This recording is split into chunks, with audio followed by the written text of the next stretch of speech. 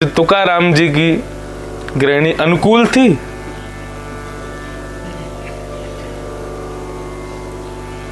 श्री तुकाराम जी महाराज एक दिन बहुत सारे गन्ने लेके आए।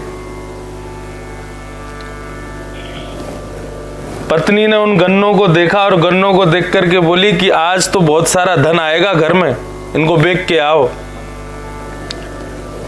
श्री तुकाराम जी महाराज गन्ने बेचने के लिए गए तो गन्ने लेकर के जा रहे थे। राम कृष्ण हरि पांडुरंग हरि कीर्तन करते हुए जा रहे थे तो मार्ग में छोटे छोटे बालक मिल गए। उन बालकों को देख करके तुकाराम जी के हृदय में ये भावना उत्पन्न नहीं हुई कि बालक है। वो बोले अरे देखो कैसे प्यारे प्यारे गोपाल घूम रहे हैं, कैसे सुंदर सुंदर गोपाल घूम रहे हैं। जितने गन्ने थे उन गोपालों में वितरित कर दी। लो गोपाल जी आप भी पाओ, लो गोपाल जी आप भी पाओ। कोई बालक थोड़ा मैला था तो उसको देख के मुस्कुरा रहे थे, कोई बालक निर्वस्त्र था तो उसको गोदी में लेके घूम रहे थे। सबको गन्ने बांट दी और बड़े आनंदित तुकाराम जी महाराज। एक गन्ना बचा, उसको लेकर के वापस घर लौट रहे। शाम का समय हो गया। जैसे ही घर लौट के आए तो देखा सारे गन्ने खाली हैं, एक गन्ना बचा है। अब तो महाराज क्या नाम था उनकी गृहिणी का, तुकाराम जी की, रक्कू भाई, इसी प्रकार कुछ नाम था। अब वो तो आनंदित हो गई, महाराज मेरे आज तो खूब सारा धन लेके आए होंगे, सारे गन्ने बेकाए। उन्होंने तुकाराम जी से कहा कि आज तो सारे गन्ने बिक गए, खूब धन लेके आए होंगे। तुकाराम जी बोले नहीं बिके तो नहीं, रास्ते में हमको बहुत सारे गोपाल मिल गए छोटे छोटे, तो हमने उनको गन्ने बांट दिए। जैसे ही उनको पता चला गन्ने बांट दिए, एक भी रुपया नहीं कमाया। बोले नहीं वो गोपाल घूम रहे थे तो हमने सोचा कि भाई लड्डू गोपाल घूम रहे हैं, इन्हीं को खिला दो गन्ने। उनको सारे गन्ने बांटे आए। लेकिन देवी मैं सोच रहा हूं कि अब मैं और तुम बच्चे हम दो हैं, वो गन्ना एक है, कैसे पाऊं? उनकी पत्नी को गुस्सा आया, उन्होंने गन्ना उठा करके तुकाराम जी की पीठ पर मारा। जैसे पीठ पर मारा तो गन्ने के दो टुकड़े हो गए। तुकाराम जी बोले आहा मेरी पत्नी कितनी बुद्धिमान, हम दो गन्ना एक, लेकिन उसने तुरंत देखो गन्ने भी दो कर दिए। अब दोनों कहेंगे ले आधा तू खा आधा मैं खाऊं। तुकाराम जी की पत्नी बिल्कुल अनुकूल नहीं थी। कोई आकर के तुकाराम जी से कहता था कि तुकाराम जी आपको क्रोध क्यों नहीं आता? आपकी पत्नी भरे समाज में आपका अपमान करती है, आपसे इतना ज्यादा बैर करती है, आपसे इस प्रकार चर्चा करती है, ऐसा गृहस्थ जीवन जीने पर आपको क्रोध क्यों नहीं आता? तुकाराम जी आनंद विभोर हो जाते, बोले भैया बड़ी कृपा ठाकुर जी की कि मेरी पत्नी अनुकूल नहीं है। ऐसे ही तुकाराम जी की चर्चा सुनने के लिए लोग बाग इकट्ठे हो जाते थे। तुकाराम जी बैठ करके बढ़िया मंगल चर्चा करते थे। उनकी पत्नी निकल के आती कमरे में से और जैसी देखती श्रोताओं को देख करके कहती आ गए ठल्ले सुबह सुबह, और कोई काम धंधा है नहीं, ऐसा ही हमारा पति है और ऐसे ही उसके सारे संगी साथी। सब श्रोता घबरा जाते। तुकाराम जी इशारा करते घबराओ मत, बोलने दो उसको, तुम बैठे रहो। तुम मटका लेकर के जाती नदी में जल भरने के लिए। जल भर के महाराज एक आध घंटे में लौट करके आती, तब देखती कि अभी तक सब बैठे ही हैं, कोई गया नहीं है। तो आती आकर के भरे हुए मटके को ले जा करके तुकाराम जी के ऊपर फेंक देती। तुकाराम जी मुस्कुराते, सब घबरा जाते, बोले घबराओ नहीं। लोग कहते हैं जो गरजते हैं बरसते नहीं। मेरी पत्नी गरजती भी है फिर बरसती भी है। अभी गरज के गई थी, अब लौट के आगे बरस भी गई है। बड़ी कृपा है। बड़े प्रसन्न रहते थे तुकाराम जी। उसकी वो लड़ने को जब होती थी, जब वो युद्ध करने को आती थी, सुनाने को आती, तुकाराम जी और खुश होते। बोले बढ़िया है, खूब सुनाया कर ताकि तुझमें इतनी सी भी मेरी आसक्ति ना रह जाए। लेकिन बंधु हमारे ठाकुर जी की लीला बड़ी विचित्र है। उनकी याद में, उनकी स्मृति में रोने वाले से कम मिलते हैं। उनको जो उल्टा सीधा बोले, उनसे जो बैर करे, उसको जल्दी मिल जाते। तुकाराम जी की पत्नी में कोई गुण नहीं था, लेकिन एक गुण था, वो तुकाराम जी को पहले प्रसाद पवाती थी, फिर पाती थी। जब तक तुकाराम जी नहीं पा लेते थे तब तक पाती नहीं थी। ये उसका गुण था बस।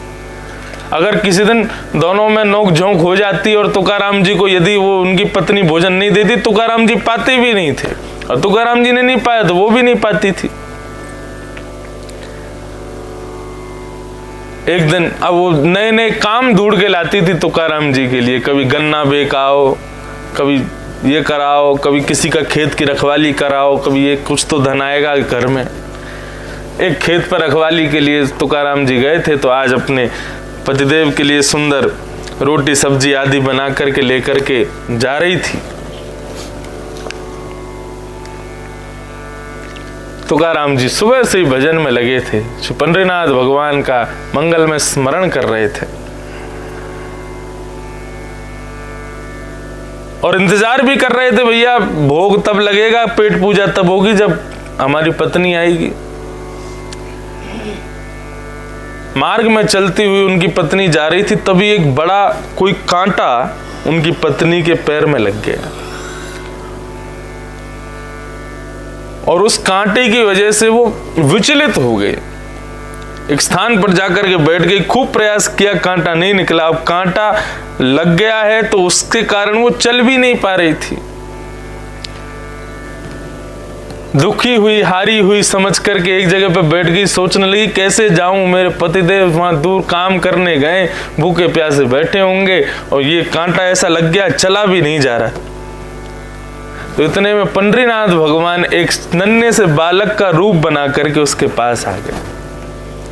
सांवरे सलोने, पीतांबरी पहनी हुई, चंदन की सुगंधी निकल रही है अंग से, आंखें बिल्कुल कमल नैन है, नासिका बिल्कुल ऐसी सुंदर प्यारी प्यारी, मुस्कनियां भी बिल्कुल कमल जैसी। उनके स्वरूप को देख करके तुकाराम जी की पत्नी के मन में आया, बोले सांवला भी है, पीतांबरी भी पहनी है, कमल नेत्र भी है, सुंदर सुगंधी युक्त है, ये निश्चित ही वो हमारे पतिदेव जिसका गुणगान करते हैं पंडरीनाथ, ये वो तो नहीं है, लेकिन उसका कोई सखा जरूर होगा। भाई आकर के बोले, मैया कांटा लगा पैर में? हाँ लगा, लेकिन तुम स्पर्श मत करना हमारा।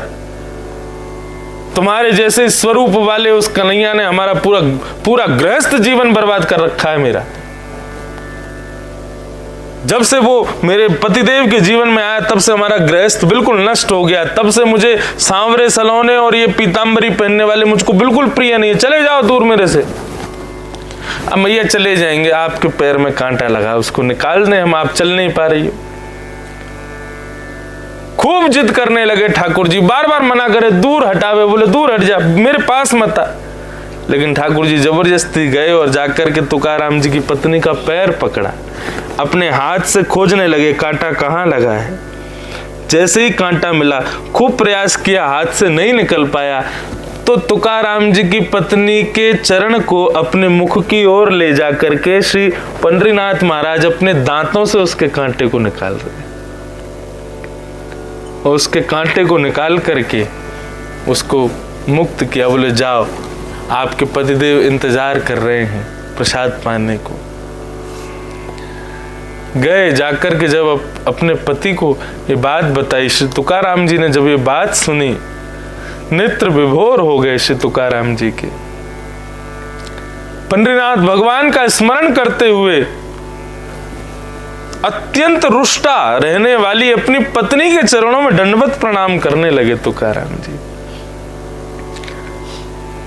और अपनी भक्ति की पराकाष्ठा को श्रेष्ठ समझने लगे। बोले कि मैं भले ही खूब नाम जप करता हूं, खूब स्मरण करता हूं, खूब ठाकुर जी का मंगल में गुणानुवाद करता हूं, लेकिन मेरी प्रत्येक भक्ति की पराकाष्ठा इसलिए श्रेष्ठ है क्योंकि मेरी पत्नी तुम हो। प्रतिकूल परिस्थिति है तुकाराम जी की, लेकिन फिर भी भगवत भजन में, भगवत भक्ति में किसी भी प्रकार की कोई बाधा उनके नहीं आती है।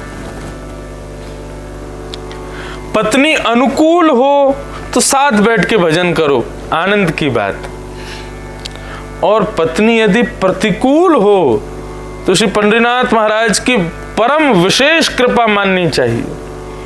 बोले निश्चित ही आप मेरे किसी भी प्रकार के पत्नी के प्रति आकर्षण ना हो जाए उससे ठाकुर जी डरते हैं, इसलिए पत्नी को ऐसा बनाया है या पति को ऐसा बनाया है।